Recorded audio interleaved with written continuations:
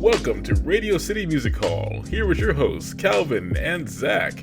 We've got a great show for you here tonight here at 30 Rock, aka Rockefeller Center, aka This Podcast is for Nerds. That's right, everyone. We're broadcasting live from New York City. No, we're not, but you wouldn't know that. Why? Because everyone is at home like you should be to stay safe, because we're still in a pandemic. Yeah, we certainly are. How you doing, Zach? Pretty good. Pretty well, considering, yeah, pretty good. I love the sub-zero temperatures outside.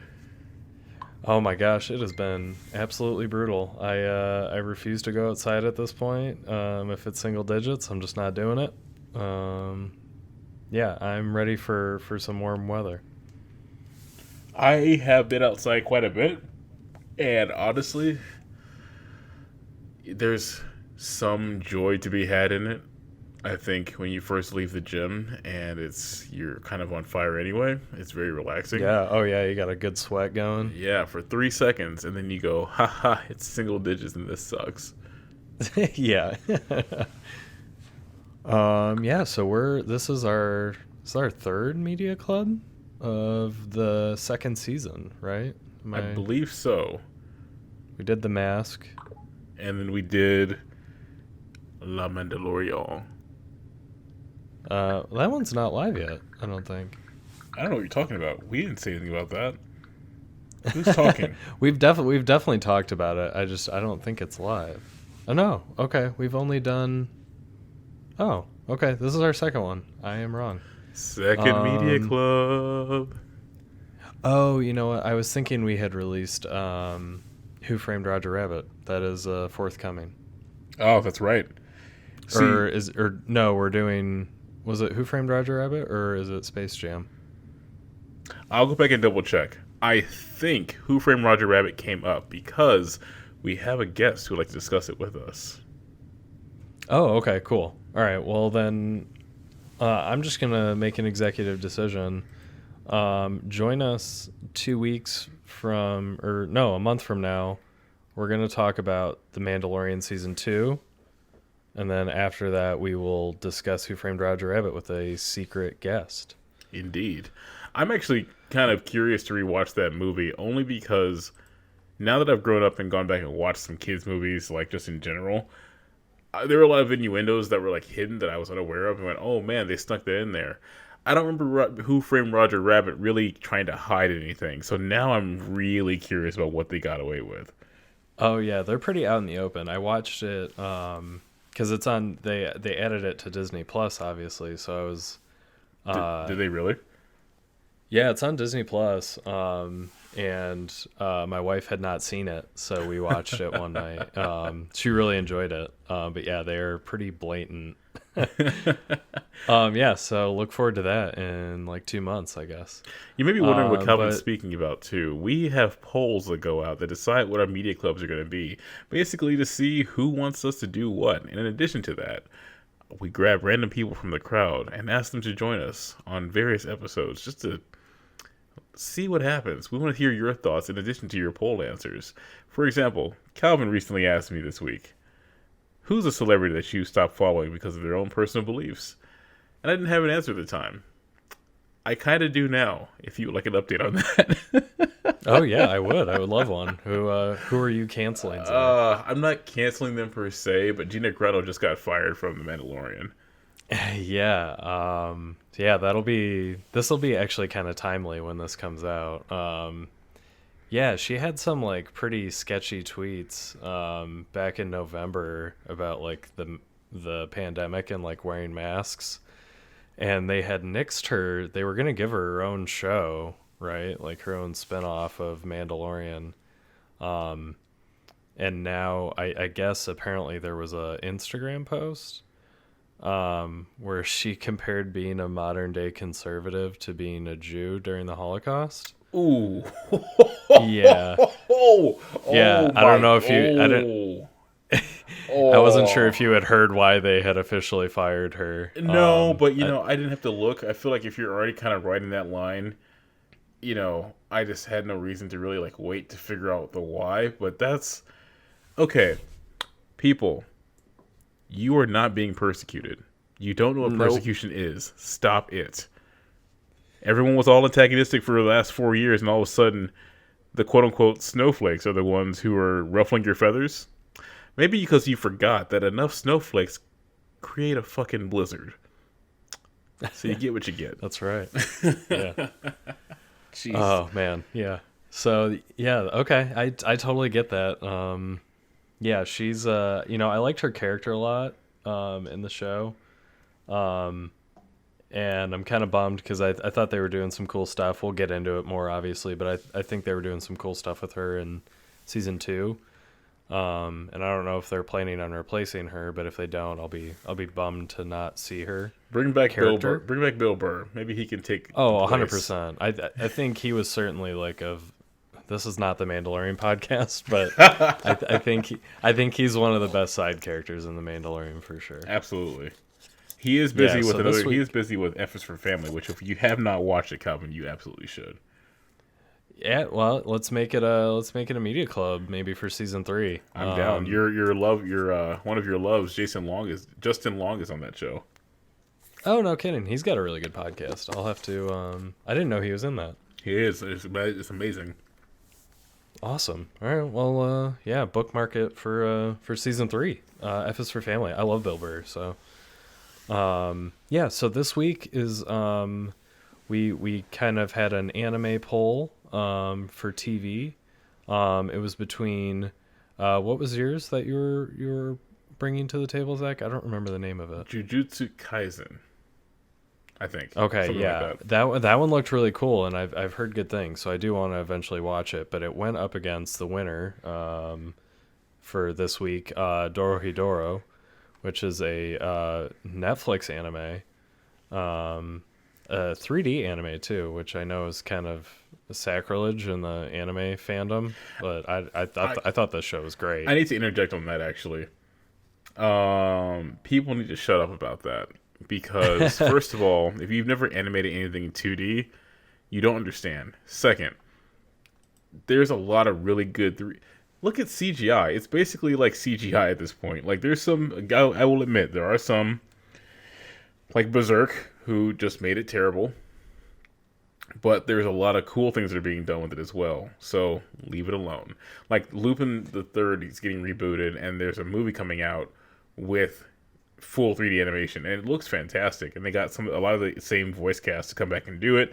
And I'm a big fan of Lupin the Third. So if you think 3D animation for anime is sacrilege, welcome to the future, because it's going to be what's going to happen. So shut up. Yeah, I think there's some like bad examples, and that has burnt some anime fans, I guess. I don't know. I think the show, we'll do quick spoiler free review of the show, and then we'll jump into the meat of it.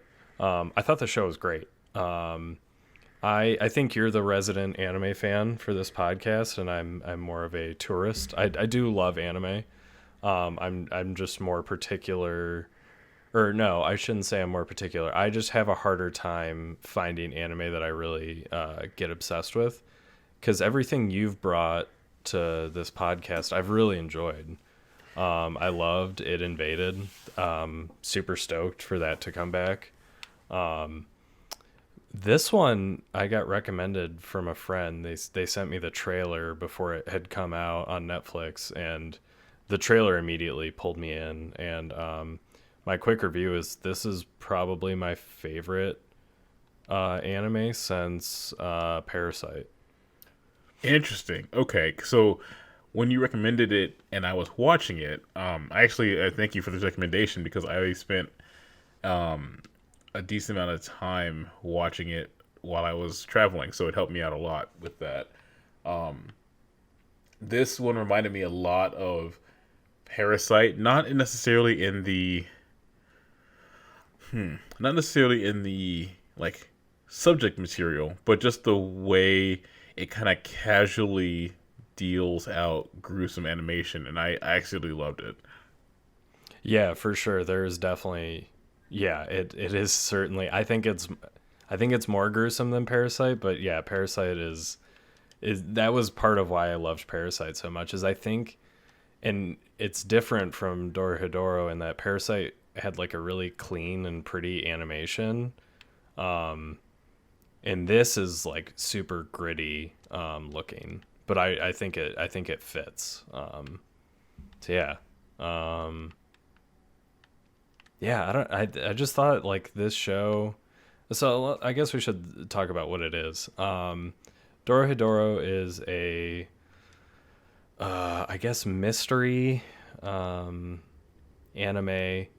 that centers around a few different people. One of them is Kaiman, who is this guy who has a lizard head, and his friend Nikaido, and he's lost his memory, and these sorcerers have given him this lizard head, and he's trying to figure out who did it to him, because no one can undo this.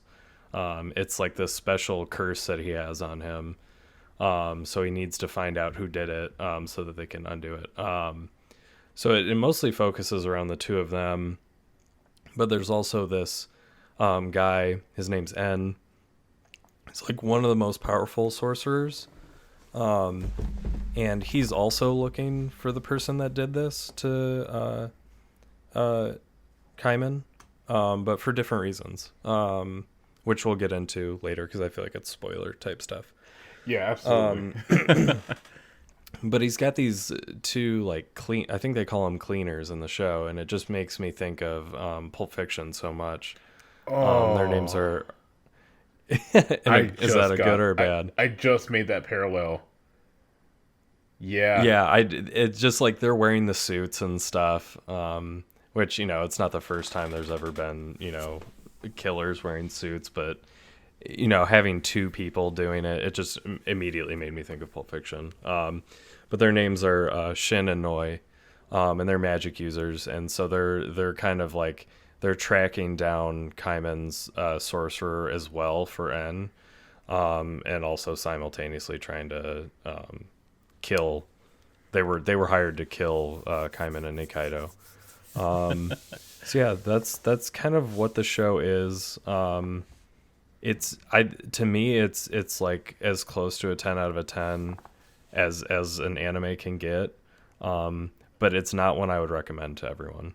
How do you feel about it? I would agree with that statement entirely, actually. It's not one you can recommend to everyone because it's got a lot of very Japanese things that are common for... I would also call it a dark comedy even, because it's actually pretty funny and well written. And I actually want to watch the Japanese version. I actually so I will watch Japanese subtitles and with English dubs, if the English dubs are good enough for me, just because I'm curious to see the different changes that localization's done. And it's really interesting to see what the original context, the original voices say versus how we have localized it here. Yeah, it's interesting. The first time I watched it, which was a while ago, I watched it with Japanese and then the subs, and then kind of getting ready for this. I didn't really pay attention. I had it on in the background, and I just had the English dub going. Yeah, it is. They make some interesting choices. I don't recall anything major, but there is some like tonal differences in the difference between the Japanese and the English. It's kind of interesting. Yeah, I agree. But to your point, I love this a lot, actually. My favorite character may surprise you.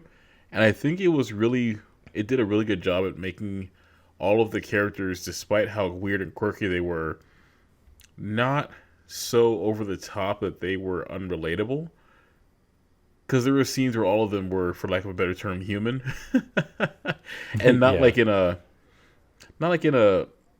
oh, this person's a monster, now they're like a emotional human type of way, but more like it's just something they did was funny, or something they said was just so off the wall, you're like, wait, what? I don't know, I just love the way it was written. Yeah, agreed. I feel like there's some, I guess you could say, pretty blatant heroes and villains in this, but like to me, even the villains, their intentions make sense, and I don't hate them. Like I really like Noi, I like Shin. I think Ebisu is great. And I think N is a super interesting character. So, um, yeah, totally agree. So yeah, if you have not watched it, watch it and then come back to this. So let's get into the show. Let's get into the show. I always like to. So for the Instagram poll that we did, I pulled like the very first scene from the anime. One, because I didn't want to spoil too much, because there's so much to spoil with this show. It's a super complex show. But I love that first scene, and I remember watching it with a buddy, and I was just like, oh, this is definitely going to be a show that I enjoy because it is so gruesome. It's gruesome, but it's artistic too. Like, I've watched some gruesome animes that felt like it's gonna make my stomach turn by how it's done. I was eating during this. Yeah, it's I've heard comparisons, and you might know better since you've said you've watched, or you mentioned it, so I'm assuming you've watched it. But I've heard comparisons as far as like the gore and like fighting to Berserk. I've not watched Berserk, so would you agree that that's accurate or not really? From what I've seen, I'd say yes. I stopped watching Berserk after some stuff happened. I don't do well with very violent scenes in certain natures. It gets to that point in Berserk, and I was like, I'm not watching this. But anyway, long story short, yes, I totally agree with that as far as how the gore level. I would say, honestly, it's probably more akin to... Because Berserk is still intentionally dark. This is still rather lighthearted. So I would say this is like Baki, or like Kengan Ashura, which is also on Netflix, which is another 3D animated anime that is... it's it's almost like if you have Street Fighter characters walking around and they made an anime out of it. That's the kind of animation style and how they move and everything. Oh, interesting. And they take themselves... It's almost like they take themselves not serious enough to the point where if you looked at this and you went, oh, this is a serious anime, and they're, I'm trying to figure out the best way to put this. So I watched it and I was like, they're making fun of themselves and the genre, but it looks serious as all hell. And it's just really funny to watch. And they make fun of themselves, but very subtly. So if you weren't paying attention, you'd think that they were super serious about how they were doing this. And I like stuff like that. Very cool. I might have to watch that one. Yeah, so to Dorohedoro, honestly, this one, I couldn't tell you what made me keep watching it. I would say, besides the fact that I was going to for the media club, I wanted to. Yeah, I wanted to because you had to. Yeah, right. I wanted to keep watching though. Like, I wanted to keep seeing what happened with the mystery, but also like the way the characters were developed. It was just really funny too. But it was also like had this underlying theme of trying to figure out how Kaiman got the way he got. And it also unreasonably made me want Yozas at the same time. Oh man, yeah, that is a big theme of this show is gyoza. I fully agree. I feel like the thing that really pulled me in is the whole, really the three worlds. So there's like the whole where the humans live, and then there's the sorcerer's world, and then there's like the devil's world. And the whole is just super interesting to me. And I feel like each episode we get kind of like more backstory on the relationship between the Devil's World. You don't get a lot of. I'm sure in future seasons, if we get them, we'll learn more. But just like the relationship between the Sorcerer's World and the Whole was super interesting to me. And I almost feel like this show... I don't want to come off as like a boomer, but like I feel like this show would have benefited from being week to week instead of coming out all at once. Does anything still air week to week? What's that? Does anything still air week to week? Some stuff does, like The Mandalorian does. Like Disney Plus has made like a concerted effort to be week to week. I know some Hulu shows, like Handmaid's Tale is week to week. I know like Netflix is like they're all about just dumping everything out all at once. But I kind of like, there are certain shows where I totally am fine with the binge. If it's something that I'm not super invested in, I'm fine with watching it all at once. But I feel like a show as complex, and as, in my opinion, smart as Dorohedoro is, I feel like a week to week would be really interesting for folks that haven't read the manga to like. I mean, I guess even for people that have read the manga, because I'm sure there's some differences. I would just love to have like those like conversations online or with friends about like theories of where the show's going. And this. I mean, this show is so short in terms of like length and episodes that I don't know. I feel like I'd prefer it week to week. I don't know how you feel about it, or if you like the binge. I feel like regardless of how it came out, because of how my schedule is, I'd end up binging it anyway, just because that's how I tend to get around to being able to actually watch anything anymore. So it wouldn't matter to me as much. I think, there's some episodes of stuff on Crunchyroll that I have to catch up on. That I think Crunchyroll comes out week to week because they get anime sourced from Japan and they have to wait week to week. I know Promise Neverland is right now is week to week. Yeah, so I think I just tend to be. I don't know. I guess I never really thought of it that way. It's been a while since I've really had to wait for the next week to watch a show. Yeah, it's been so long since we've had that. I bet people are like, half of you will know what we're talking about. The other half will be like, what does that mean? Our audience skews older. I think they'll know. Yeah, but will they? Well, there was this great show called Lost, and it was week to week. Some people had Roku and some people had TiVo. There we go. That's what it was. Oh yeah, for sure. I definitely had that. But I remember like in high school, I'd like, oh god, yes, definitely aging myself. I would get on my home phone. It was wireless. It wasn't wired. And I would do a 3-way call. So you'd call the first friend. They'd have to wait, and you'd have to put them on hold, call the other friend, and then you merge the calls. And we would watch Lost together. That is adorable, actually. Yeah. I also now that you mention it, do you remember when I might be dating myself?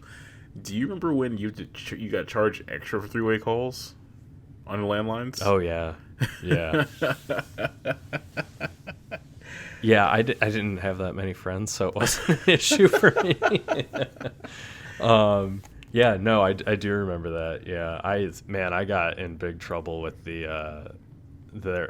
remember when there wasn't unlimited texting?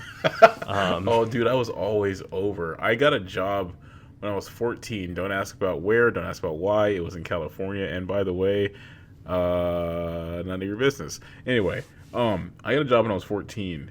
Just so I can get my own cell phone plan because I got tired of being like nickel and dimed for going over my minutes or my chirps because Boost Mobile, where you at?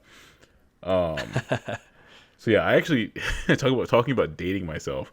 I had a Singular Wireless. I had a Razor from Singular Wireless before AT&T. Oh, that was a pre AT&T, huh? Yes, that was my first phone. Bought it myself, and I was very proud because I didn't have to worry about dealing with anyone's nonsense. Yeah, I think the first one I bought for myself was a Sidekick. I really like that phone. I think I never went Sidekick, but I always liked them. I think I went straight to whatever Galaxy phone had the flip function. Oh, okay. And this was the pre S series, yes, right? And I've literally been Galaxy ever since. I haven't had another phone. Yeah. I mean, I will say for work I have an iPhone, and I resent it. I don't blame you. I'm all Android. Yeah, it's iPhone users. I'm gonna put a poll up tomorrow. Tell me why you love your iPhone, and I will tell you why your love is misguided. Yeah, that's okay. I know you're trapped. Because Apple has trapped you in their little ecosystem, but you can get out. That's a cloudy storm system. We support you. It's a cloudy storm system, but you can see your way to the fairer shores of the Android life. Okay, so I'm gonna try and reconnect us to. Okay, so Android. There's that one Android that is the original Kaiman. This show is so confusing to me. Risu, I think was his name, right? For which person? Wasn't Risu? Risu was. Oh, dude, no. Okay, so here's the problem with this show for the purposes of our podcast. We're gonna issue the spoiler warning right now because we are currently at the 25 to 30 minute mark. We have 30 minutes left, and there's no way to condense this show into 30 minutes and try to explain kind of several storylines because they got into everyone's backstory, I believe, that were introduced as main characters without really like oversaturating the plot. And there's tons of side characters that are just there that have their own wacky quirks that you really don't like get to know or experience. So let's start with the whole and the dimensions because you mentioned the whole earlier, and I think that's a good way to kind of balance out where and why things are happening and what the tension between the sorcerers and the humans are. Yeah, that's a good point. So the hole is where all the humans live. It is, for lack of a better term, a shithole. It feels very post-apocalyptic. And there's this rain that happens. And the rain comes from, correct me if I'm wrong, the magic users in the sorcerer's world. Correct. And that rain can have adverse effects on the human. So if a human is exposed to this rain, they can have these weird abnormalities. Some sorcerers, man, the magic in this show is so weird. I know we're focused on the whole, but like, there's like his magic is like focused around mushrooms. Ebisu's is focused around like lizards. Like there's just like weird magic that happens. Absolutely. So there's all these humans that are, not really human because they've been mutated from this rain. So it's like, it's not weird that Kaiman is just like this dude walking around with a lizard head because there's a million people like Kaiman. Right. And another thing too is that sorcerers and humans, even though they physically look the same, in this universe, sorcerers actually do they were birthed from a different genealogy, so they're actually like from a demi-demon or something like that. So they are, for lack of better terms, completely different than humans because they have the ability to create their smoke, and their smoke is how people can have their own magic. So think of smoke as chakra in this world. And one thing that sorcerers like to do is invade the whole because they can make magic doors, because going between the whole and the sorcerer's world and the demon world, those are different dimensions. So you have to have a means to do that. And since humans can't use magic, humans can't just walk into the sorcerer's world with a legitimate means to do so. Sorcerers can do what they want, and devils can go everywhere. So realistically, sorcerers want to get better at their magic and get a better blessing from demons to get better magic in the process, come to the whole to experiment on humans. So this opens with Kaiman trying to figure out who experimented on him and took and or replaced his head, because now he has a lizard head and he doesn't remember being a lizard since he has the body of a human, but he also has amnesia from the quote-unquote magic/head transplant. And that's kind of a very high-level way of starting the series off, because you start to learn more about him, the people around him, the whole, and how that works with hunting down different sorcerers. There's a a person living inside of Kaiman. So when Kaiman needs to figure out if the sorcerer is the right person or not, he will bite that person's face. And that person who gets bitten is transported to another dimension inside of Kaiman's mouth, where a person comes out and goes, "You are not the one," or "You are the one." And Kaiman will pull the person out and say, "Hey, what did the guy inside my mouth say?"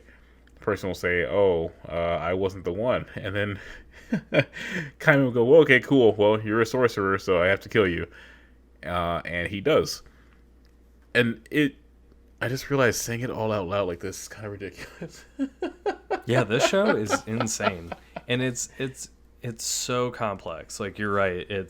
This really should have just been honestly, we could do like a whole podcast on each episode, because there is just so much. I am curious who your favorite character was. M. Okay, yeah, I get that. He's M is hilarious. very interesting. Yeah, for sure.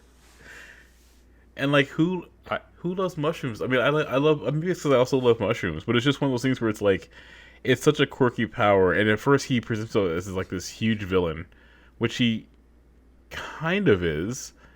And then I mean, yeah, and then technically, if you're rooting for Kaiman and Nikaido. yeah, that's true. But then you like go later on in the series and like, the kind of things he's like softer about, like with Ebisu, it's like, wait, what? You come off as this big bad. You're obviously powerful, but you also don't flex the big bad all the time. It's just there's so many layers to each character. It's hard. It's really hard to like honestly keep up. And I actually should probably like rewatch it just to get. I'm sure there's so much that I missed. Honestly. Yeah, yeah, it's very confusing. It is one that definitely benefits from a second watch. Yeah, N is interesting to me. Just thinking of him makes me think of all the masks that the sorcerers wear. Yeah. The masks are super cool. So that's kind of how you can tell a sorcerer from a human, probably, is they've all got these like weird masks that they wear. Like Ebisu's got that skull that she wears. And I think Noi and Shin have my favorite ones because they've got the like weird mouths on them. It's like I thought, like, I didn't, when we first see them, they're killing people for N, and I didn't think they were human. Like, I thought that was just their face, and then they take their mask off and you realize, oh, these are like normal quote unquote people, Right. but it's really cool, and I think it fits with the weird aesthetic of the show. Did you expect Noi to be a girl? No, that was a big shock. She is huge too. She is like yoked out. It's crazy because when they played some of her backstory and how she wasn't huge at first, and then she wanted to protect Shin and be his partner, so she started bulking it up. And I was like, yo, that's what's up. That's partnership, right? Like, I think they have one of the most like unique dynamics that really rivals Kaiman and Nikaido. Like, just by agreed. Just by like that whole, because they grew up together. Like, they started off as like enemies, and they like obviously they signed their contracts to each other. Like, again, like that's I don't know. At first, you look at Shin, you think like, oh, he's this heartless badass, but then like you realize he like truly cares for Noi, which is crazy because it's like, oh man, everyone's backstory is so wild. I think okay, let's go here. Whose power would you want? Ooh, I like that. I thought we were going into backstories. Whose power would I want? I really like the one that can like turn people inside out. I think that's a cool power. It's also visually interesting. I forgot about that one actually. Yeah, it's very brief. What about you? I would probably go for Shin's. Yeah, the ability, it's like cutting people, right? Without like actually killing them. Like, you can chop them up. Yeah, it's almost like a separation magic, but or segmentation, I should say. Yeah, that just reminds me. There is like, also to like reinforce like how funny the show is. There's a moment where Fujita, Ebisu, Noi and Shin are all driving together, and he had just like cut up this person, and they're still alive, obviously, and like they toss the garbage bag that the body parts are in to Ebisu, and she just like pukes into the bag. Oh, that's right. I forgot about that. So she was like, they're so okay. Listen, everyone, listen. Realistically, you know what's going to happen for the next 20 minutes. Calvin and I are going to rant and rave about this show. You won't really get much context and you won't really understand. But what you do need to know is that you need to go watch it. Just watch it. Yeah, I mean this part is for the people that have watched, so I feel like this doesn't seem as all over the place. But yeah, if you have not watched, this will be kind of a mess, I guess. Do you know if they're actually going to do a season 2? I'm looking here, and it shows that they have 6 OVAs already, which I wonder if the OVAs, I don't know if those will get put to Netflix or not, because generally I don't think Netflix does OVAs.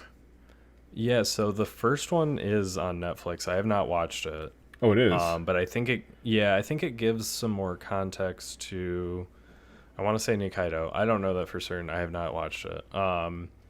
Yeah, I've heard from the producers that they're not gonna do the complete series. So the graphic novels or the manga ran from like 99 to 2018. I think there's like 23 or 24 volumes. Something like that, yeah. And this first season covers the first 8. Yeah, Netflix has not announced a season 2, and I don't know if this just like fell off people's radars, or if like the general anime population, like fan population, is so hesitant to watch anything that's like Netflix made. Rightfully so. I can't say I blame them for that one, actually. No, they have a terrible track record of doing live action adaptations. So I was actually going to make but this. Oh, please. I was going to make a comic that I thought about earlier as a meme. It was like drawing a character that's Netflix. This is wearing a Netflix hat, and then they walk up to another character and says, "Oh, look at that original anime content. Here, come over here. We have candy," and just holding a bat behind him. Yeah. I actually probably will still draw that.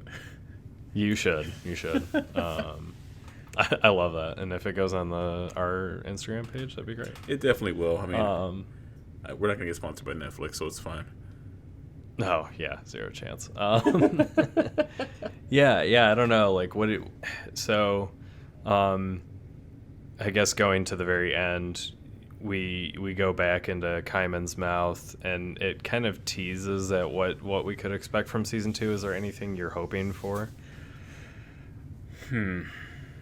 Yeah, so they kind of answered the question earlier on about who the person inside of Kaiman's mouth was looking for. So it's Ebisu. But I feel like there's still so much left open there that I want to know. There's still so many open storylines, right? That I just want to see all of it.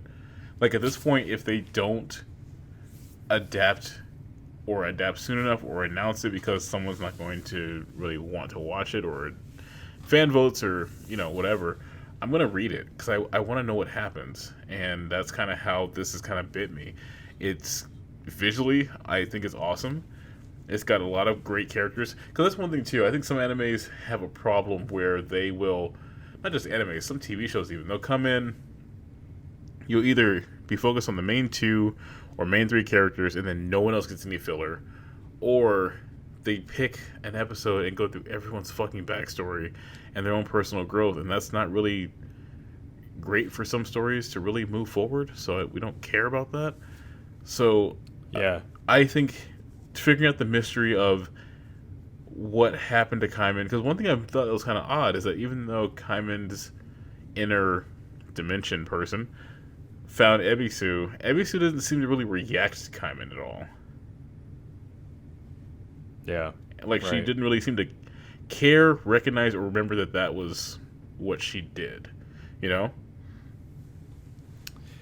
Yeah, I'm curious if they get into that. It does, yeah. Gosh, you're right. There's so much that they have to wrap up. I would be really sad to see this be a 1-season anime. There's so much. Netflix.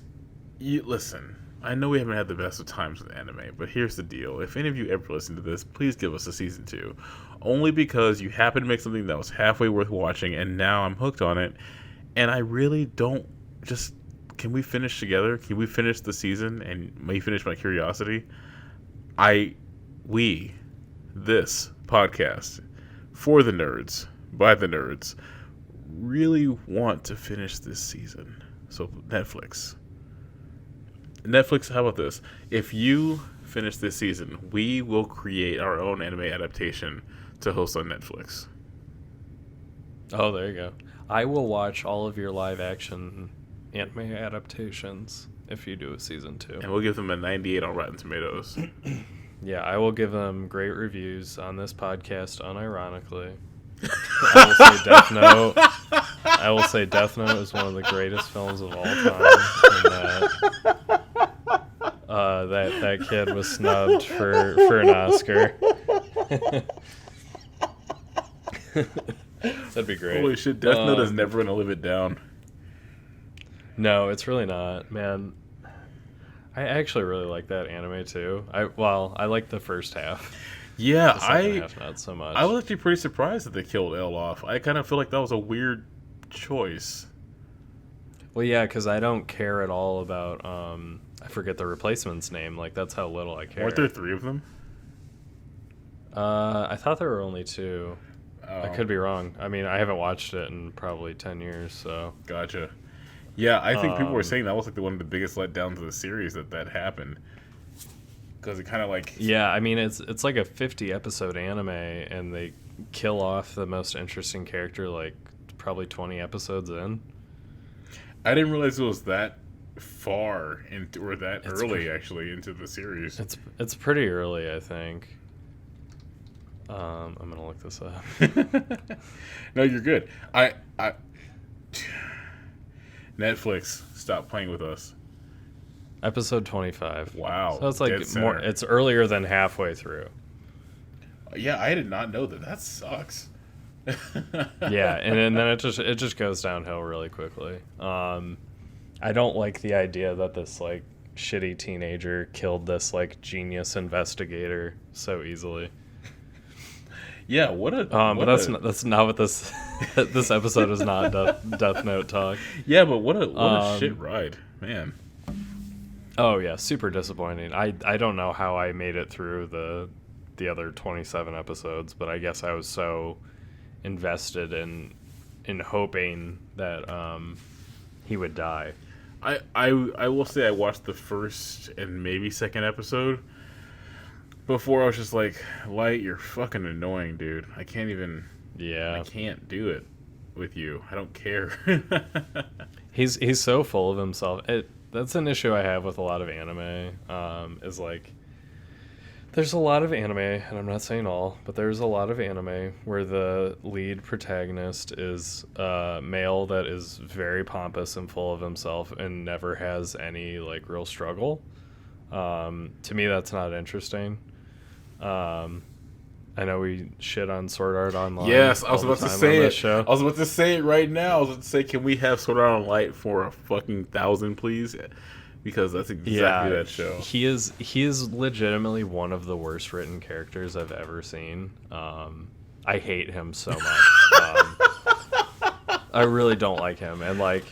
The whole time I was watching, I gave Sword Art Online 1 full season. I gave them, what is it? It's probably like 26 episodes. It's too much, whatever it is. Yeah, it's too much. But like within the first like 3 episodes, I'm like, this kid has had 0 struggles. He is just like, he's fucking owning everything. I'm like, this is so uninteresting. So yeah. And even when he does struggle, he's like, oh, I don't know. I don't care. It's dumb. Yeah, and then there's like the fairy shit, and then guns. It's weird.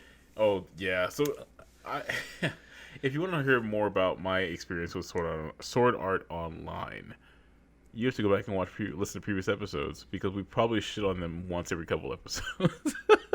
Yeah, anytime we talk about anime, I feel like Death Note and Sword Art come up. Okay, if Netflix was going to sponsor us, right?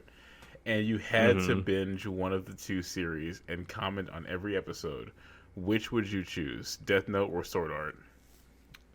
Death Note, because at least I like pretty like half of the show. There's 0 episodes of Sword Art that I like. I know that's really harsh, and no hate to the people that wrote it or worked on it. Just not my thing. Oh no, I think that we've made that pretty clear too. Even if we don't like something, in a show or a movie, we're not against the people who, I mean, we don't know your backstory. So if something comes out about you and it's really shitty, then you're a shit if you're person. shitty. Yeah. But in general, our personal tastes do not shit on the people who work their asses off to bring content. Like, for all we do shitting on Netflix and their live action nonsense, someone had to act in it, someone got cast in it, someone had fun on set learning new things and getting their break. Not mad at you for it. The Keith Stanfield, you played L. Hey, you've done some awesome stuff. Oh my gosh. I loved you I love in, Lakeith. yeah, he was awesome in Knives Out, actually, too. So I watched that recently. Oh yeah. Sorry to bother you. So good. Oh, yeah. And of course, like, Knives Out had my other favorite, Jamie Lee Curtis, in it. So, you know, that's just gotta... Oh man, yeah. Oh, we should do a Knives Out Dude, let's review. do Knives Out. Man, I would love to talk about Knives Out with you because I've probably seen that movie 3 or 4 times. I'm down to watch it again because I watched it, just loved it, and then I think, like, I started traveling. Yeah, it's so good, and I'm really excited that they're doing more of those. I think it's great. I guess it's similar to Poirot, like Murder on the Orient Express, but Yeah. it's interesting. Okay, we need to get back on topic, so I'm gonna say, what was your favorite episode of this season? Ooh, okay, favorite episode. And again, I think this is one of the biggest downfalls of binging is that it all kind of runs together for me. Yeah, true.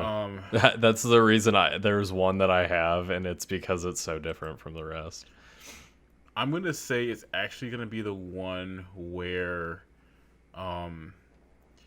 they have to go to the gathering that the Inn family is throwing to try and find and forge new contracts, and it's kind of when Kaiman's infiltrating the party to try and get Nikaido back, but the fight scenes around the people who wanted to kidnap Shin and I keep reading her name right now, and I don't want to. His partner, Noi. The people who wanted to steal them and make contacts with them appeared, and seeing how they had each other's backs and fought them off, and why they made such a good pair, because Shin's willing to put himself through horrendous damage just to get the job done, and Noi can heal him through that. That was pretty awesome. You also get to see quite a bit how much Noi's powers can regenerate her, because she took a bomb, and like when they opened the storage safe to find her, like almost like completely mutilated corpse because it just got wrecked by a grenade or whatever, she took a deep breath and like fully rehealed herself like it was just a walk in the park. And I think getting to see those two flex was probably one of my favorite things. Yeah, that's awesome. That is good. Is that the same episode where we learn about how the magic users have like the tumor inside them? Or is that a different episode? I think it's a different one because I think that's the one where you meet the doctor, who's like who is one. He's like, Kasukabe. Yeah, he's my second favorite character because he looks like a teenager, but he's really a 60-year-old man in a teenager's body because he was experimented on by sorcerers. And he's got all these tattoos, and he's like this master doctor who's just like really chill all the time. But his demeanor is like of an old school doctor, but he's very scientific and to the point about everything. It's crazy. Yeah, I love that character. He's great. Because when you meet him, he's trapped in En's mansion, and when you get there, that's actually a really cool episode because Kaiman and Nikaido get lost in the mansion because there's so much smoke from the sorcerers that it like seeps into the bones of the house and it like Distorts it. causes like hallucinations. Like that's so cool. Yeah, this show was so well done. Like I think that's one thing too. When you have 3D animation, you open up your animators to experiment and do a lot more things that I would say be more time. It would cause more time investment than you would with traditional 2D animation. Yeah, that's true. I guess you can take more risks because you can do something and scrap it relatively easy in 3D. Oh yeah, for sure. What about you? What was one of your favorite episodes? I can feel it. I can hear it on your lips. You're ready to go. Yeah, oh man, this episode is so cool to me. It's the Night of the Living Dead one. Oh, Um, yeah. it has the aesthetic of those, like, I remember like as a kid watching, like, there was always a Halloween episode of like all the kids' TV shows, and the aesthetics were so different from what the show would normally be like, and it was usually like self-contained. Mm-hmm. And this episode had those vibes big time. Um, but the episode, it's not self-contained, but it's super interesting because we get the zombies, which were really cool. I know Zach and I are not big zombies fans, but I enjoyed them in this context. I would agree And with we that also, too, actually. yeah, it was kind of interesting. Just I think maybe the magic and also the world that it's set in is so different from our world where zombies are normally set, like the normal world, that it doesn't feel played out. This was also that was what that episode was. Noe and Shin's intro, wasn't it? They're definitely in it. I don't know. Noi and Shin are in the first episode. Okay. Because they kill, or no. The Kaiman and Nikaido kill Fujita's coworker. Yeah. But I'm pretty sure Shin and Noi are in all of it. But they are with they're with Fujita and Ebisu, and that's like the first time that Kaiman and Nikaido run into them as they're hunting them. Okay.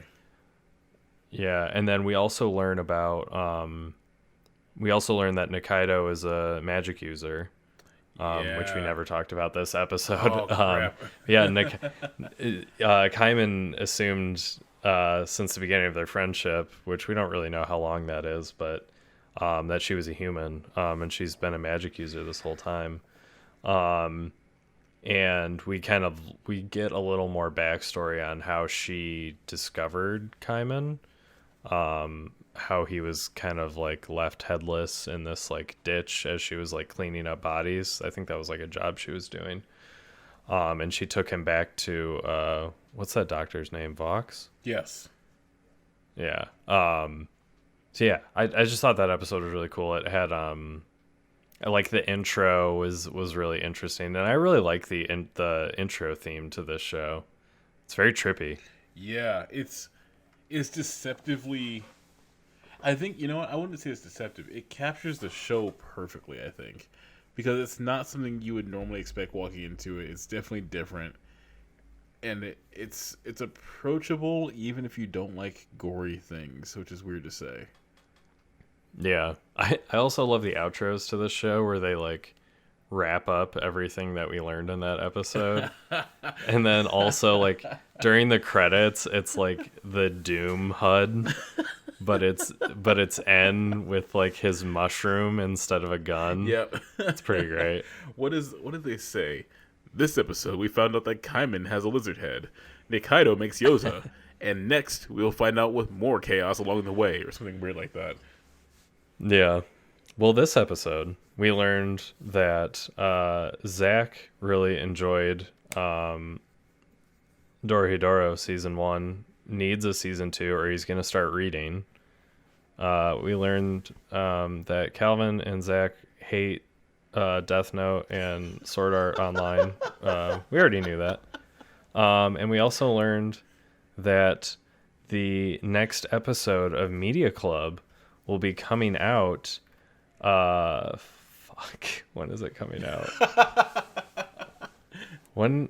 Oh fuck! I'm so bad at this. March 20th, and we'll be reviewing Mandalorian Season 2, Baby Grogu.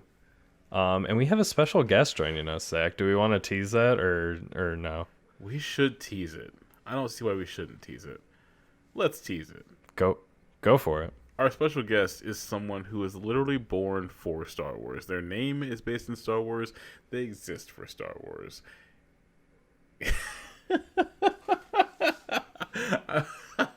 Or do they? You'll find out on March 20th when we are joined by Brown Sugar Does Keto, a.k.a. General Organa. Find her on Instagram. Check her out. It's a load of fun. It's a great episode. And I think we're going to need a follow-up episode because it turns out there's a little bit of strife between which droid rocks the hardest in the Star Wars universe. And Oh, yeah. I will say, all of our fans that voted on that poll against me, fuck you. Absolutely fuck you. Also, we didn't discuss it because I didn't know it existed. Did you stay after the credits of the last episode of Mandalorian Season 2? We'll find out next time. Gotcha.